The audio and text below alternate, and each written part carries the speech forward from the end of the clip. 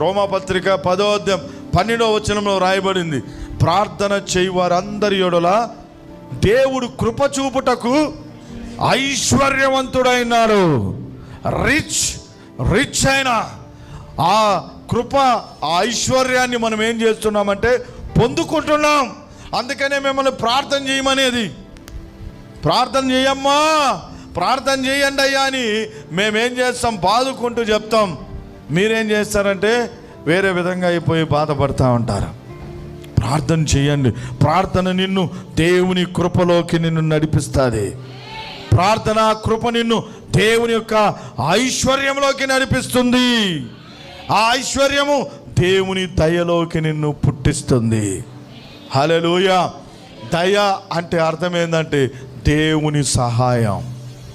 దయాన్ని అంటే అర్థం ఏంటంటే దేవుని యొక్క సహాయం. నిన్ను